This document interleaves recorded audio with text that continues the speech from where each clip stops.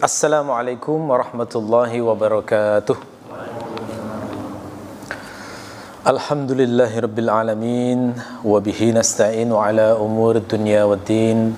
Wassalatu wassalamu ala sayyidil mursalin wa imamil muttaqin nabiyina Muhammadin wa ala alihi wa sahbihi wa man tabi'ahu bi ihsanin ila yaumiddin. Allahumma inna nas'aluka ilman nafi'a wa rizqan thayyiba wa amalan mutaqabbala, amma ba'du. Bapak Ibu jamaah Masjid Muhajirin rahimakumullah, kita melanjutkan kembali kajian tentang makna bacaan sholat ikhtiar menuju khusyuk. Dan kali ini insya Allah yang kita bahas adalah tema tentang menghayati makna berdiri dan menghadap kiblat saat sholat. Jadi fokusnya di gerakan berdiri itu sebenarnya apa maknanya, termasuk menghadap kiblat itu sebenarnya maknanya apa dalam syariat. Sebelum kita sholat, maka pertama kali yang harus dipastikan dulu adalah harus tuntas dulu semua hajat kecil maupun hajat besar. Jadi jangan sampai sholat dalam keadaan menahan hajat, itu tidak baik. Dan yang semacam itu dalam hadis Nabi dikatakan akan mempengaruhi kekhusyuannya, karena orang akan teralihkan perhatiannya, tidak bisa khusyuk merenungi bacaan sholat dalam keadaan dia menahan hajat. Termasuk juga pastikan tidak dalam kondisi kelaparan selama tidak puasa, maka lebih afdol jika makan dulu jika dalam kondisi lapar, apalagi jika sudah terhidang makanan. Nah, itu diutamakan untuk menyelesaikan makanan dulu sebelum melakukan sholat. Ada hadis Nabi riwayat Muslim yang menegaskan hal tersebut. Rasulullah bersabda, la sholata bihadratit ta'am wala huwa yudafi'uhul akhbathan. Tidak ada sholat di depan makanan, dan tidak ada sholat dalam keadaan menahan hadas kecil atau hadas besar. Nah, jadi maknanya kalau kita pas lapar terus makanan sudah terhidang, itu malah lebih benar kalau makan dulu. Jangan sholat dulu kemudian baru makan, nanti khawatirnya malah terbayang-bayang makanan saat sholat itu. Nah, itu tidak baik. Nah, jadi tuntaskan semua hajat dan pastikan tidak lapar, terutama saat makanan terhidang. Nah, itu yang pertama. Kemudian para ulama juga menjelaskan saat memasuki sholat itu hendaknya diawali dengan semangat yang tinggi. Jadi semangat sholat itu dengan keadaan semangat, jangan ogah-ogahan, jangan bermalas-malasan. Ya. Orang latihan militer saja bisa semangat, padahal kalau di dunia di luar Islam itu kan tujuan mereka duniawi saja. Itu bisa semangat banget, bangun pagi, apel pagi, baris berbaris, itu semangatnya luar biasa. Maka orang yang tujuannya akhirat seharusnya lebih bersemangat untuk menyembah Allah. Dan masalah semangat ini ternyata juga diajarkan dalam Al-Quran.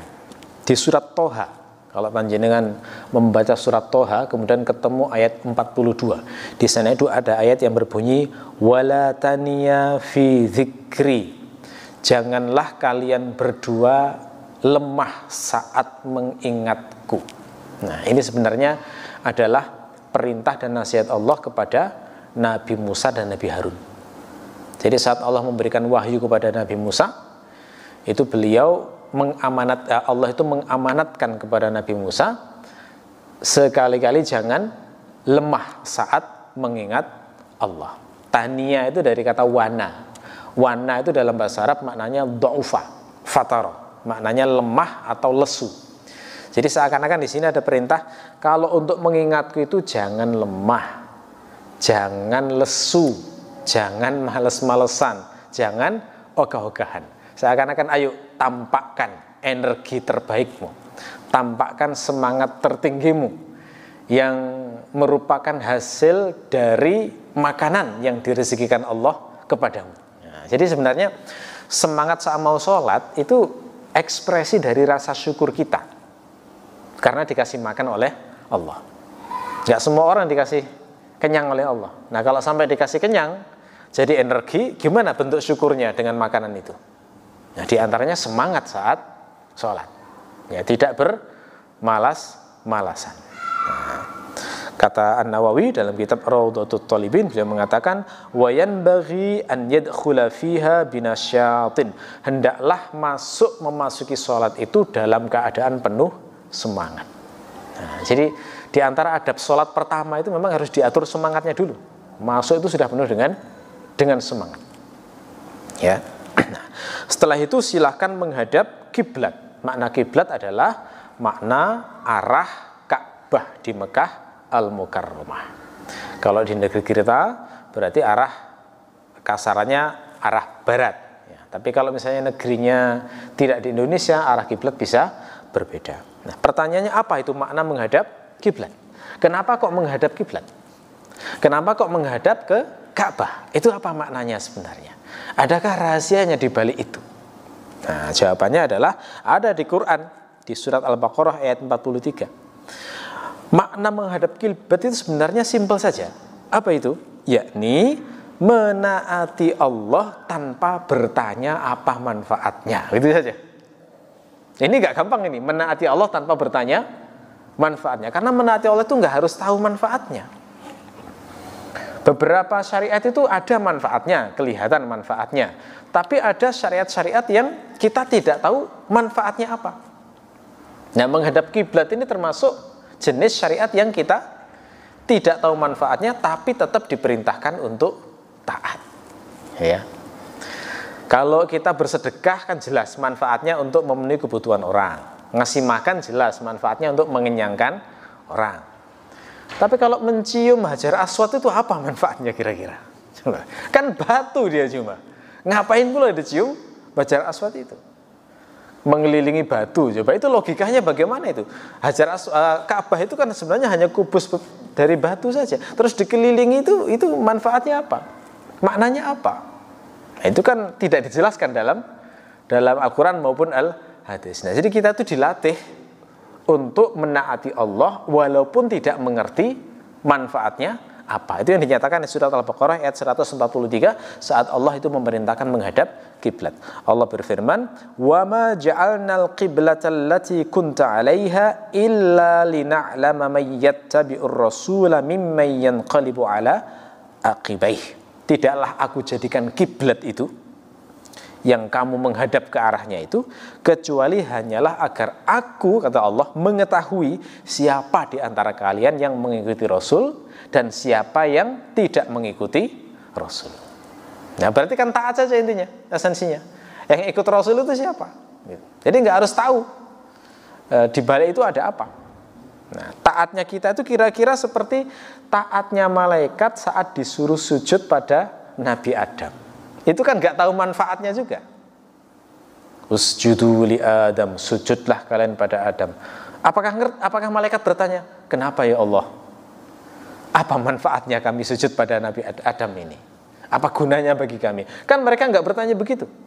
Begitu disuruh sujud karena ini perintah Allah, maka langsung fasajadu, maka semuanya langsung sujud. Yang mempertanyakan perintah Allah, yang mempertanyakan keputusan Allah, yang mempertanyakan kebijakan Allah, jadinya seperti iblis, membangkang, akhirnya dilaknat oleh Allah. Ya, jadi itu. Atau kira-kira termasuk juga taatnya kita seperti levelnya Nabi Ibrahim saat diperintah menyembelih anaknya. Itu saat dapat wahyu itu ya secara logika ya susah dipahami, itu apa manfaatnya nyembelih anak. Anak juga tidak salah. Kalau hidup zaman sekarang kira-kira kena pasal pelanggaran HAM itu, menyembelih anak itu. Dianggap orang gila itu kira-kira. Dianggap orang yang tidak waras kira-kira menyembelih anak itu. Tapi ini perintah Allah. Dan Nabi Ibrahim juga tidak bertanya pada Allah kenapa, enggak. Ketika dapat perintah langsung ngomong pada anaknya, ini loh nak, ayah diperintah untuk menyembelih kamu, bagaimana pendapatmu? Kata Nabi Ismail, lakukan ayah, insya Allah saya akan tabah menghadapinya. Nah itu nggak bertanya apa alasannya, apa logikanya, apa manfaatnya, tidak bertanya. Ya, setelah dilaksanakan, hampir disembelih ke lehernya, kemudian diganti oleh Allah menjadi kambing, barulah tahu bahwa maksud Allah adalah untuk menguji Nabi Ibrahim lebih cinta mana, cinta Allah ataukah anaknya. Manfaatnya ya, manfaat duniawinya ya tidak ada, itu hanya ujian, bentuk ujian dari Allah kepada hambanya. Termasuk seperti taatnya Nabi Ibrahim ketika disuruh untuk membawa istrinya Hajar dan Nabi Ismail ke Mekah. Wah itu juga luar biasa itu, nggak ada logikanya yang bisa menerima itu ya. Dibawa ke sana, disuruh bawa ke Mekah, dalam keadaan Mekah itu nggak ada orang, tandus, gersang, tidak ada tanaman, nggak ada buah-buahan, tidak ada tetangga, tidak ada pasar, tidak ada apapun yang logis untuk membuat orang bertahan hidup itu nggak ada. Terus disuruh ninggal itu. Dan saat meninggalkan itu juga nggak boleh noleh itu. Coba itu. Itu kan nggak ada logikanya juga. Makanya saat ditanya oleh Hajar, wahai Ibrahim mau kemana? Nggak jawab, langsung pergi itu, nggak noleh itu. Wahai Ibrahim, apakah engkau mau pergi? Masih nggak noleh juga. Terus kemudian baru sadar, Nabi Ibrahim itu nggak biasanya kayak begini. Kalau seperti ini ada kemungkinan ini perintah Allah. Akhirnya kemudian bertanya, wahai Ibrahim, apakah ini perintah Allah? Baru beliau berhenti kemudian menjawab, ya ini perintah Allah. Tapi nggak noleh, tetap terus itu ya. Seakan-akan Allah itu memerintahkan kamu tinggalkan dan nggak usah noleh-noleh ke belakang. Gitu ya. Ada kesan bahwa Allah ngasih wahyu begitu ya. Karena mungkin ya kalau noleh-noleh nggak tega kira-kira. Kira-kira nggak tega tuh melihat anak istrinya ditinggal di tempat yang kemungkinan besar secara rasional itu akan mati, akan tewas kehausan dan kelaparan. Makanya karena ini jelas perintah Allah, yang bisa dilakukan Nabi Ibrahim hanyalah berdoa. Ya Allah, sesungguhnya aku menempatkan keluargaku ini di tempat yang ghairi dzi zar'in, biwadin ghairi dzi zar'in, di apa itu namanya, lembah yang tidak ada tanamannya. Gitu ya. Hanya bisa berdoa. Lalu kemudian Nabi Ibrahim meminta supaya mereka diberi rezeki oleh Allah. Farzuqhum minas samarat, berilah mereka rezeki buah-buahan. Ya. Terus juga didoakan supaya orang-orang itu cinta kepada mereka. Maksudnya bagaimana? Orang kalau ditinggalkan di tempat yang seperti itu, problemnya kan bukan hanya masalah lapar, tapi masalah kesepian. Orang setelah terpenuhi kebutuhan perut, itu setelah semuanya tercapai, misalnya sudah punya apapun gitu ya, itu kadang-kadang masalah utamanya adalah kesepian, nggak ada yang nemani, gitu ya. Nah oleh karena itu Nabi Ibrahim mendoakan supaya anaknya dan istrinya ini dicintai oleh manusia. Faja'al af'idatan minan nasi tahwi ilaihim. Jadikanlah hati manusia itu menjadi cinta pada mereka. Karena kalau dicintai akhirnya kemudian banyak yang datang ke sana, bermukim di sana, bertetangga, akhirnya bermasyarakat di situ. Hanya itu doanya Nabi Ibrahim dan dikabulkan oleh Allah. Caranya ajaib banget. Caranya adalah diawali dari air zam-zam yang keluar dari kakinya Nabi Ismail itu. Karena ada air kan berarti problem lapar itu minimal terselesaikan dengan minum dulu. Nah, minum kan untuk bertahan hidup minimal itu dulu, meskipun belum dapat makanan. Begitu sudah minum, maka air ini kemudian mengundang burung-burung yang terbang di angkasa untuk minum juga di situ. Dan kemudian burung-burung itu karena tahu di situ ada sumber air, maka mereka berputar-putar di angkasa tepat di atas air zam-zam itu. Ketika burung-burung terbang di angkasa berputar-putar, dilihat oleh kafilah-kafilah yang nomaden yang pindah-pindah itu. Wah, di sana ada burung berputar-putar, berarti ada air di sana. Ayo kita datang ke sana. Itu akhirnya datang ke situ. Begitu datang ke situ, ternyata di situ ada sumber air yang sudah ada penguasanya, Hajar dan Nabi Ismail. Mau langsung ngambil nggak bisa. Akhirnya transaksi. Okelah, kami punya daging, kami punya gandum, kami punya buah-buahan, kami tukar dengan air.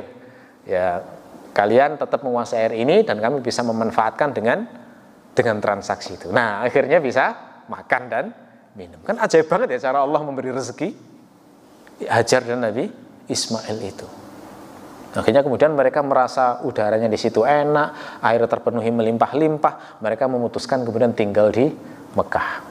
Itu orang Arab Aribah istilahnya, Arab yang masih murni dari Yaman dulu, yang pertama kali masuk ke Mekah itu di zaman Nabi Ismail.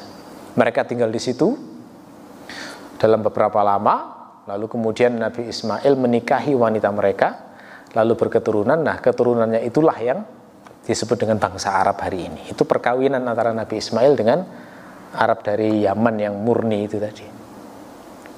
Ya, jadi seperti itu. Nah, ini saat Hajar dan Ismail itu oleh Nabi Ibrahim dibawa ke sana, itu beliau menaati Allah tuh nggak bertanya apa hikmahnya, apa manfaatnya, apa gunanya, dan nggak tahu.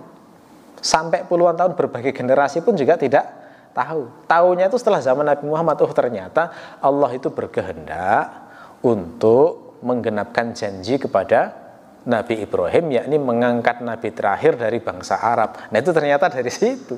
Itu baru setelah sekian ratus abad itu baru tahu hikmahnya sebuah perintah. Ya, saat melaksanakan perintah itu karena nggak tahu manfaatnya nggak masalah. Itulah yang seharusnya dimiliki sifat dari seorang hamba itu. Pada saat dia menghadap kiblat itu Bismillah, ini mengikuti perintah Allah. Memang perintahnya menghadap kiblat. Andaikan Allah menyuruh saya untuk menghadap kutub utara pun akan saya lakukan, karena perintahnya kan menghadap Ka'bah, ya sudah menghadap Ka'bah. Ya, oke. Jadi kita itu kadang dalam hidup, kadang-kadang itu diuji, mungkin berkali-kali dalam masalah menaati Allah tanpa harus mengetahui hikmahnya. Contoh ya, saya pernah mendengar orang berkata, aku ini sudah sholat rajin, tapi rezeki kok masih seret aja. Nah, ini ya. Ini diuji dalam hal ketaatan kepada Allah tanpa harus mengetahui manfaat dan hikmahnya. Itu diuji beneran taat apa hanya karena urusan duniamu, begitu? Ada orang yang merasa sudah sedekah, sudah mungkin ikut aktivitas dakwah, dikasih sakit misalnya. Ya. Kalau berhenti dari sedekahnya, berhenti dari dakwahnya, nah berarti dia beramalnya ini masih dipertanyakan. Ini karena ingin mendapatkan dunia atau kan ingin mendapatkan ridho Allah.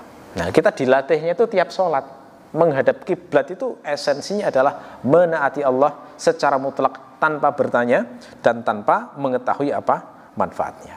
Baik. Setelah menghadap kiblat maka kemudian baru menata berdirinya. Ya, bagaimana cara berdiri yang benar menurut penjelasan para ulama saat sholat? Yang pertama adalah saat berdiri jangan merapatkan kedua kaki. Jadi kaki jangan berdiri dengan kaki rapat begini. Termasuk jangan pula mempertemukan lutut. Ya, yang benar adalah kaki dan lutut itu diberi jarak, direnggangkan dengan jarak yang wajar.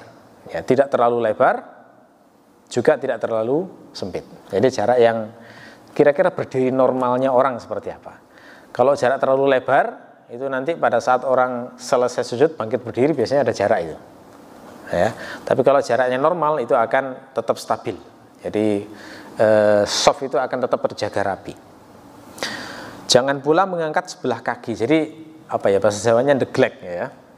Jadi berdiri dengan bertumpu pada satu kaki itu salah. Jadi yang benar adalah bertumpu pada dua kaki.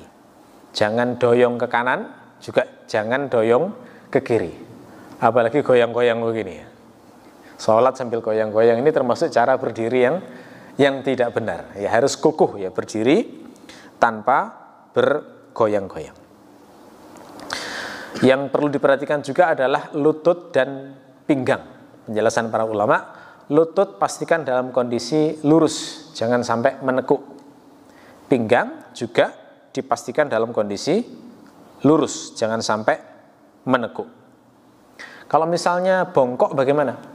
Misalnya orangnya sudah bungkuk ya karena ketuaan, maka dia berdiri semampunya, tidak harus meluruskan yang akan menimbulkan masyaqqah atau kesulitan atau berat bagi orang.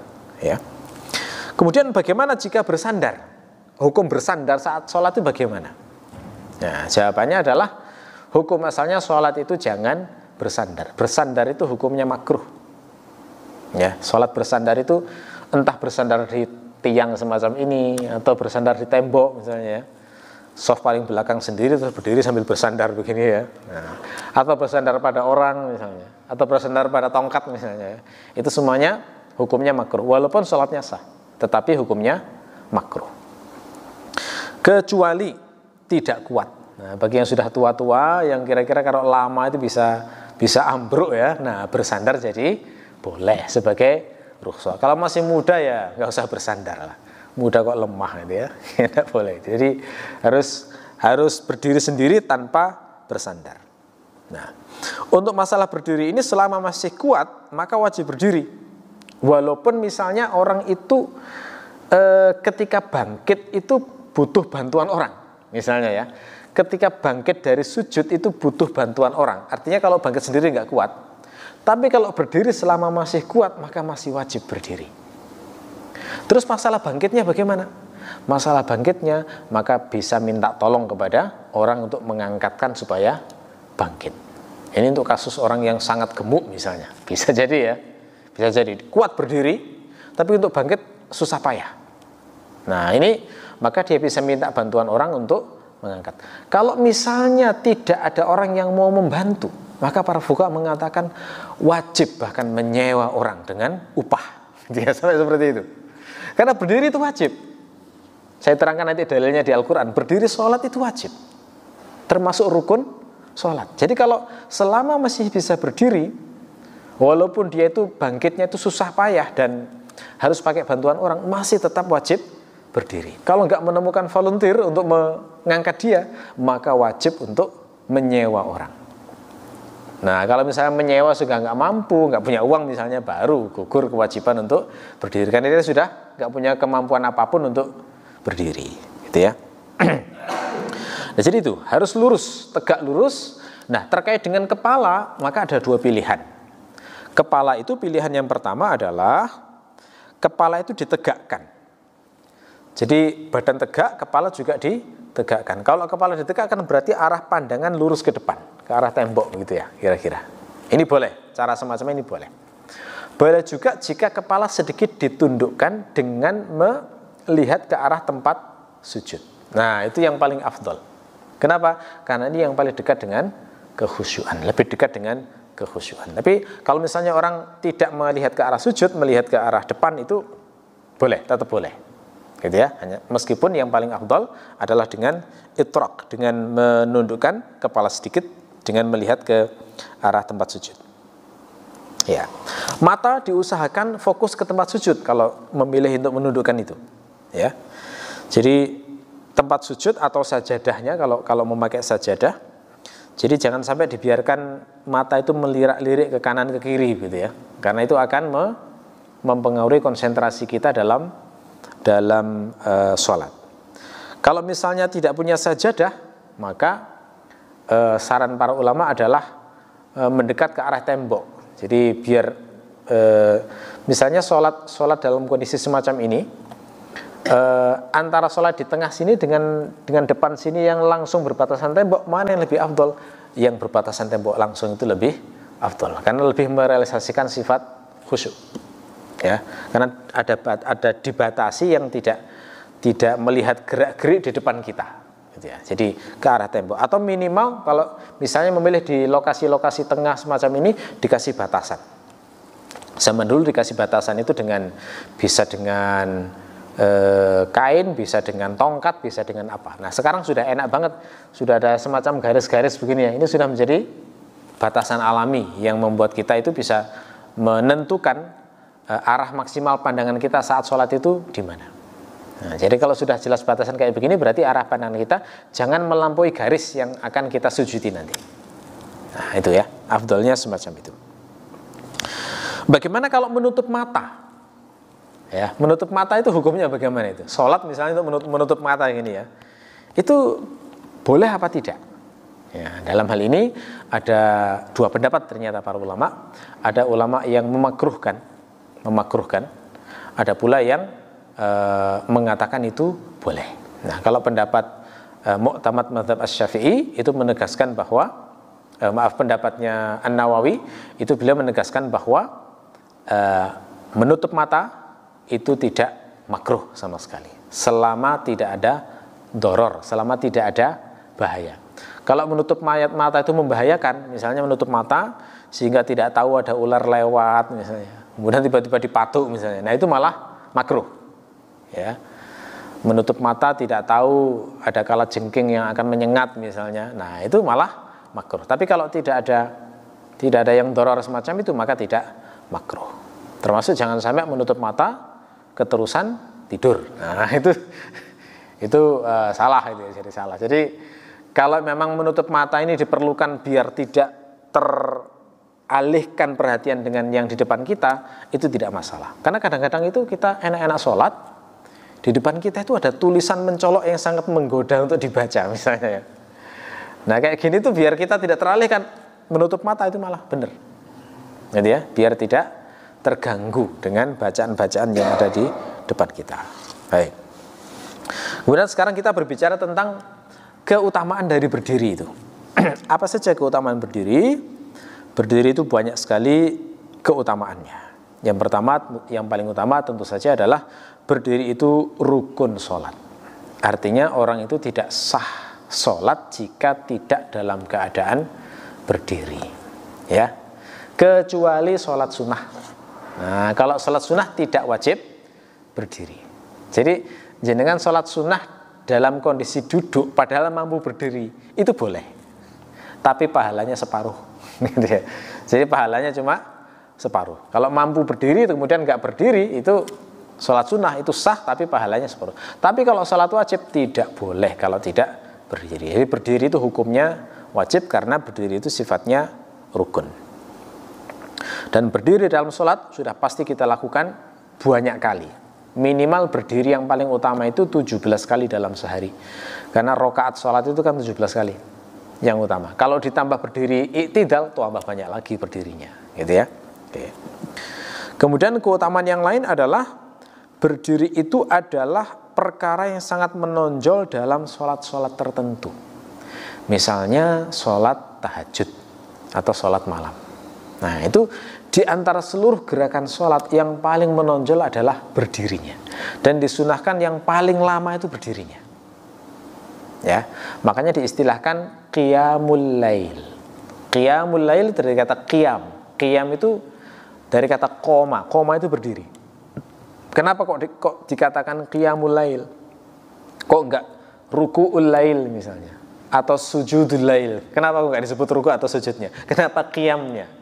Karena berdiri saat sholat malam adalah momen yang paling lama dilakukan dibandingkan ruku' dan sujud. Ya, seperti dalam sebuah hadis saat Rasulullah sholat malam, hadis diriwayatkan oleh Muslim. Ini ada seorang sahabat bernama Hudzaifah pernah bercerita begini. Shallaitu ma'an Nabi sallallahu alaihi wasallam dzatan lailatin. Aku pernah sholat menjadi makmumnya Nabi pada suatu hari. Maksudnya sholat malam.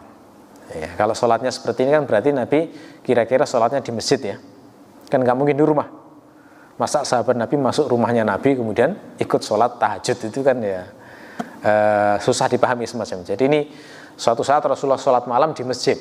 Karena rumah Nabi kan nempel masjid ya, jadi gampang saja mau sholat di rumah maupun di dalam masjid itu sangat mudah. Jadi sholat di masjid, terus diketahui sahabat Hudzaifah terus ikut bermakmum di belakangnya. Faftatahal Baqarah, maka beliau memulai membaca surat Al-Baqarah. Jadi suratnya yang dibaca sholat malam itu surat Al-Baqarah, bukan Al-Ikhlas, bukan Al-Kautsar ya. Ya, yang dibaca adalah surat Al-Baqarah, dan itu 2 juz lebih itu ya, 2 juz. Karena sepanjang ini maka kemudian Hudzaifah itu seakan-akan ingin menghibur dirinya sendiri. Beliau mengatakan yarka'u indal mi'ah. Nah, kalau sudah sampai ayat 100, beliau biar kuat mengikuti sholatnya Rasulullah gitu loh ya.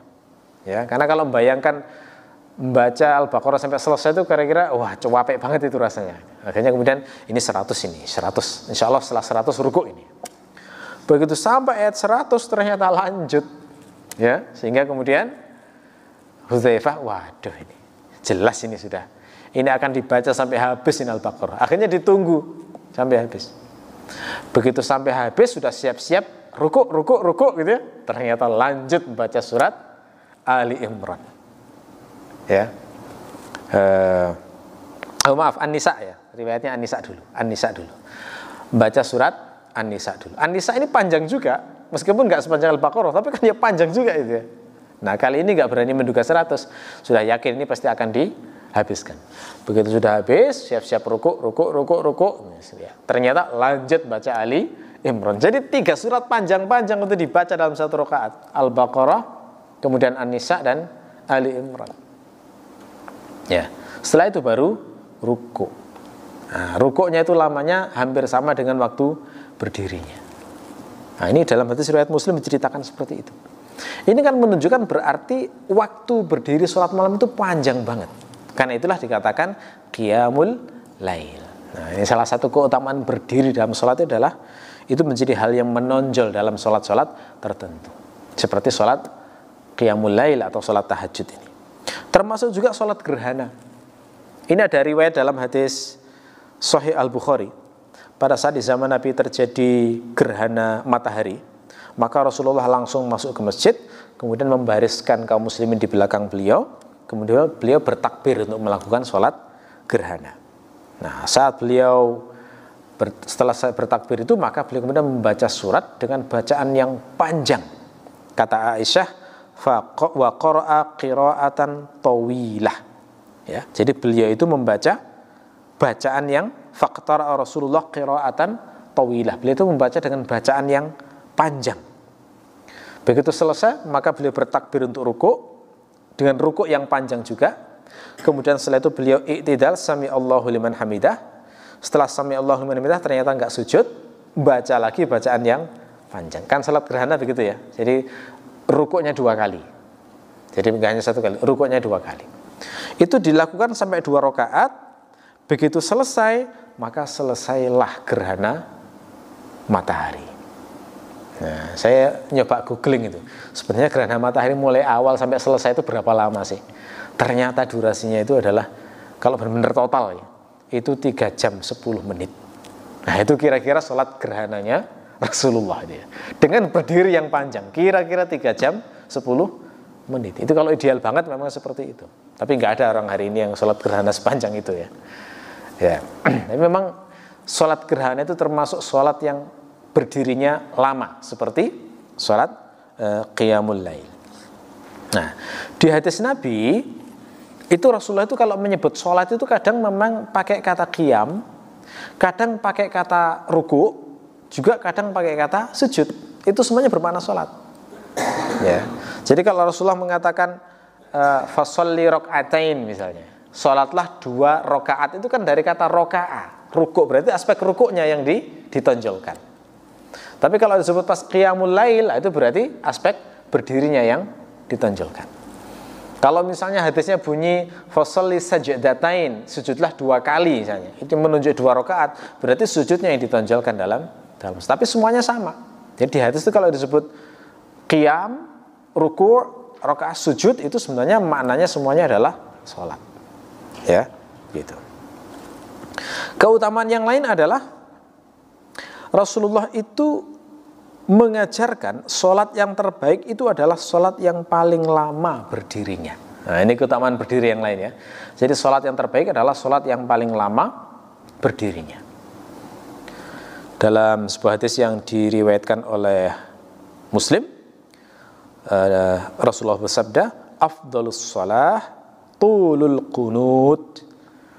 Sholat yang paling afdal adalah lamanya qunut. Nah, qunut ini bahasa Arab maknanya apa? Kata An-Nawawi, wal muradu bil qunut al-qiyam. Maksud dari qunut adalah berdiri. Jadi maksud dari sholat yang paling afdal adalah tulul qunut, berarti tulul qiyam.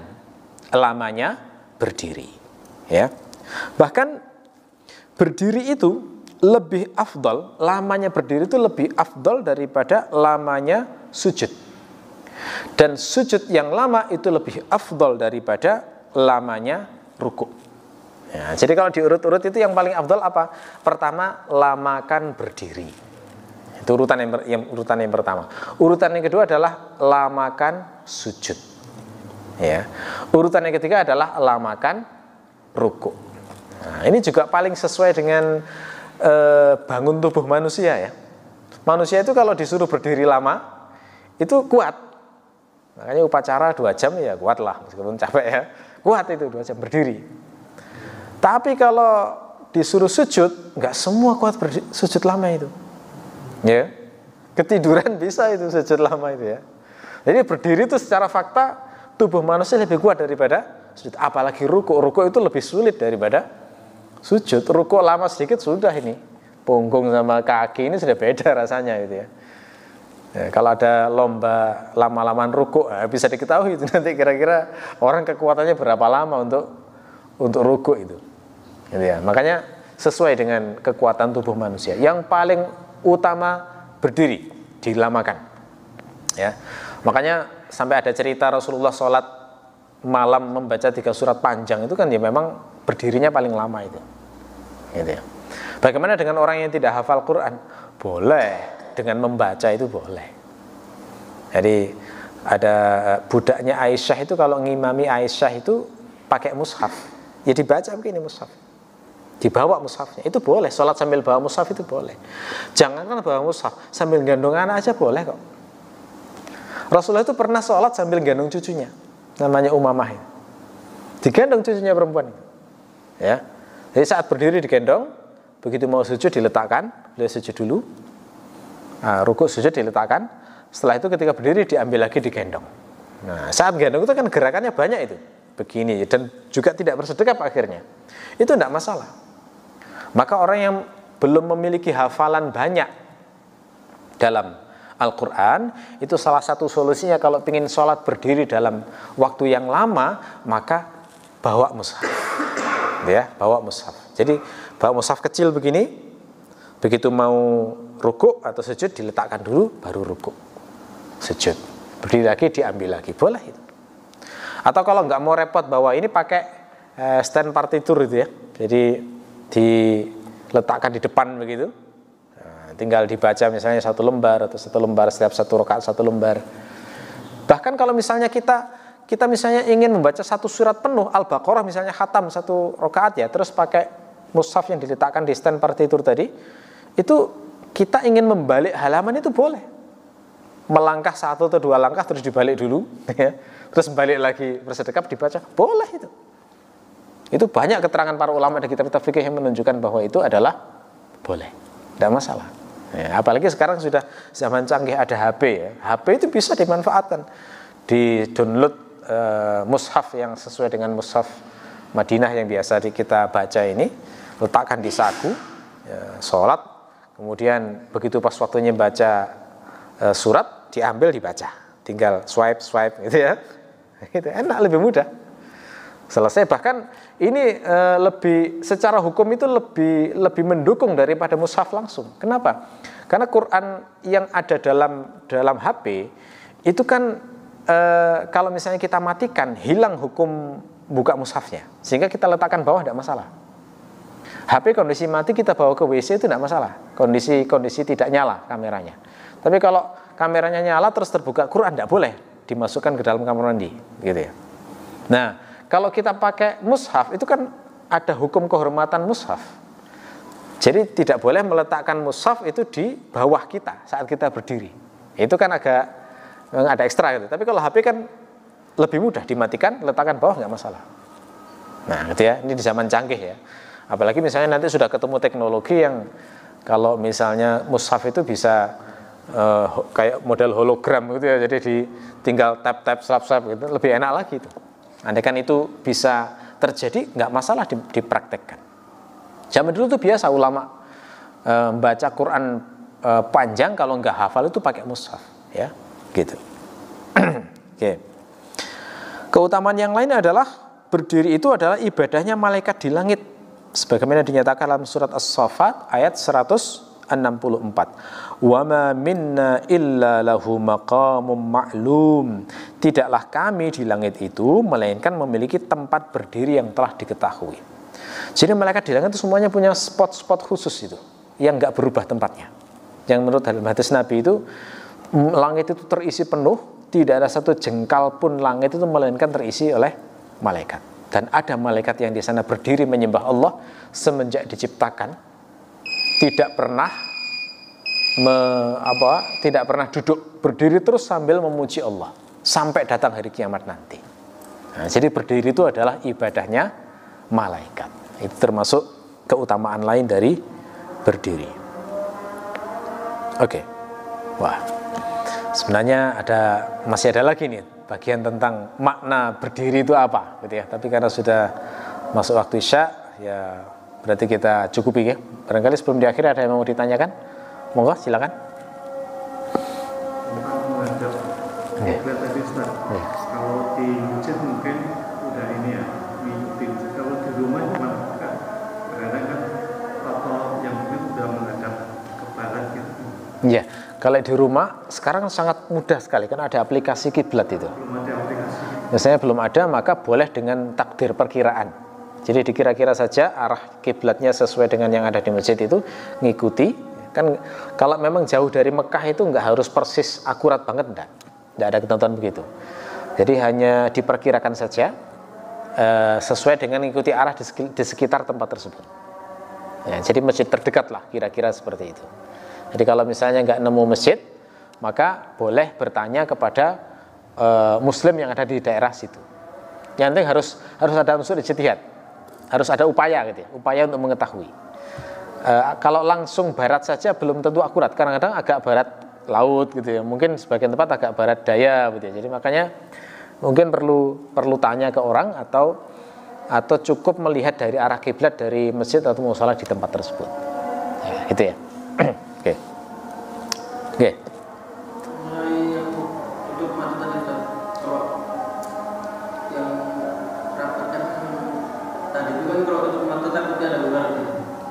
Kalau ada ular kita boleh membatalkan.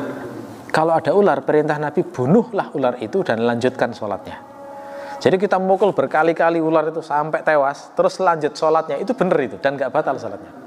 Iya, jadi tidak membatalkan sholat, tapi bunuh hewannya, lalu kemudian lanjutkan sholat. Itu termasuk diantara dalil para ulama bolehnya membolak-balik mushaf karena ada hajat, itu nggak masalah. Wong bunuh ular saja boleh loh dalam sholat itu, karena itu membahayakan kita. Ya. Bunuh kalajengking, bunuh ular itu di zaman Nabi ada hadisnya untuk memerintahkan. Yang memerintahkan kalau pas sholat ada ular, bunuhlah dulu baru kemudian lanjutkan sholatnya. Bukan dibatalkan loh ya, tapi melanjutkan sholatnya. Sampai mana di resume sholatnya gitu ya. Oke. Baik. Oke, sedikit aja berarti. Makna sholat itu minimal, makna berdiri itu apa sih makna berdiri saat sholat itu? Itu minimal ada 3 makna. Pertama adalah berdiri itu tanda siap memperbarui tekad menaati Allah dalam segala aspek kehidupan di luar sholat. Nah, jadi kayak dalam kehidupan nyata ini kalau misalnya orang diperintahkan sesuatu, itu tanda sigapnya apa? Tanda siapnya apa? Berdiri, gitu ya. Ada perintah, siapnya itu adalah berdiri dulu, kemudian baru mendengarkan perintah. Nah, sama seperti saat sholat itu, berdiri itu tanda sigapnya untuk menaati Allah di luar sholat setelah itu.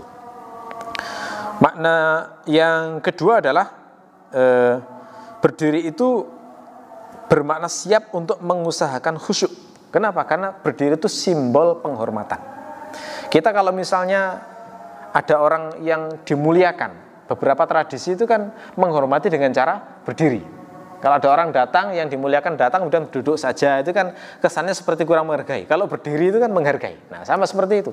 Ini mau menghadap Allah berdiri itu adalah simbol penghormatan. Artinya berarti dia siap untuk khusyuk ketika mau sholat.